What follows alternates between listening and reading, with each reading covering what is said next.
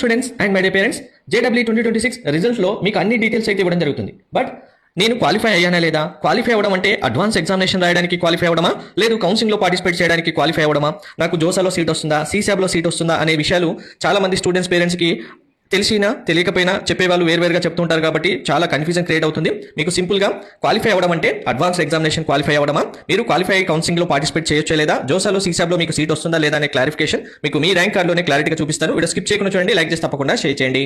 Complete update guidance కోసం channel subscribe చేసుకుని follow కూడా చేయండి.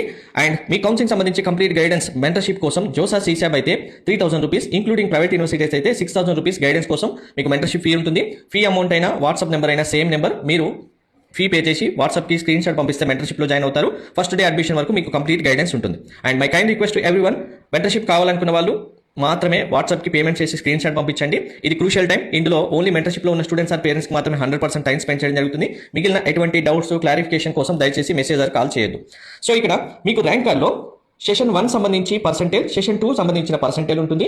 బెస్ట్ ఆఫ్ పర్సెంటేజ్ ఏదైతే ఉంటుందో, అంటే సెషన్ 1 లో ఎక్కువ పర్సెంటేజ్ వచ్చిందా, సెషన్ 2 లో ఎక్కువ పర్సెంటేజ్ వచ్చిందా తీసుకుని ఆ పర్సెంటేజ్ ఇక్కడ మెన్షన్ చేయడం జరుగుతుంది. సో ఇక్కడ స్టూడెంట్ చూడండి 99.75 ఉంది, 99.31. సో ఇప్పుడు ఎక్కువ పర్సెంటేజ్ ఎక్కడ ఉంది, సెషన్ 1 లో, కాబట్టి సెషన్ 1 పర్సెంటేజ్ తీసుకోవడం జరుగుతుంది. ఇది మీ ఫైనల్ పర్సెంటేజ్ అవుతుంది. ఈ పర్సెంటేజ్ బేస్ చేసుకుని మీకు ఇక్కడ ర్యాంక్స్ ఇవ్వడం జరుగుతుంది. ఫస్ట్ కాలంలో, సెకండ్ కాలంలో ఇక్కడ ఏమని చూడండి, category wise cut off NTA score for JEE advanced అని క్లియర్గా మెన్షన్ చేశారు కదా. అంటే ఏంటంటే ఇక్కడ వచ్చిన పర్సెంటేజ్ ఏదైతే ఉందో ఆ పర్సెంటేజ్ బేస్ చేసుకుని మీరు JEE అడ్వాన్స్ ఎగ్జామినేషన్ రాయడానికి క్వాలిఫై అయ్యారా లేదా అనేది ఈ బాక్స్ లో మెన్షన్ చేయడం జరుగుతుంది. సో మీకు సింపుల్ గా క్వాలిఫై అయ్యారా లేదా తెలియాలి అంటే ఇక్కడ రిమార్క్ లో ఎలిజిబుల్ ఆర్ నాట్ ఎలిజిబుల్ అని ఉంటుంది చూడండి. ఎలిజిబుల్ అంటే మీరు JEE అడ్వాన్స్ ఎగ్జామ్ రాయడానికి ఎలిజిబుల్ అయ్యారని మీనింగ్.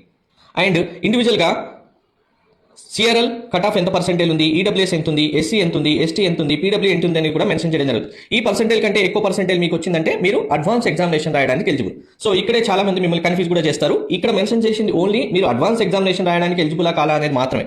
అండ్ మీరు ఎవరైతే స్టూడెంట్ కి ఇక్కడ పర్సెంటేజ్ వచ్చి ఈ ఫస్ట్ బాక్స్ లో మీకు CRL ర్యాంక్ వచ్చింది, మీ ఇండివిజువల్ కేటగిరీ వైజ్ గా OBC, SC, ST, EWS rank వచ్చింది అంటే కనుక మీరు ప్రతి ఒక్కరు జోసా CSAB కౌన్సిలింగ్ కి ఎలిజిబులే.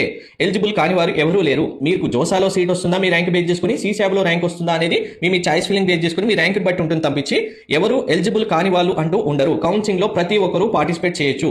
సో 15 lakh స్టూడెంట్స్ ఎగ్జామ్ రాసి అందులో ఒక సీట్ మీకు ఉంటుంది అంటే మీ హార్డ్ వర్క్ కి వచ్చిన ఫలితం అది. దాన్ని ప్రతి ఒక్కరు కంపల్సరీగా యూటిలైజ్ చేసుకోవాల్సిందే.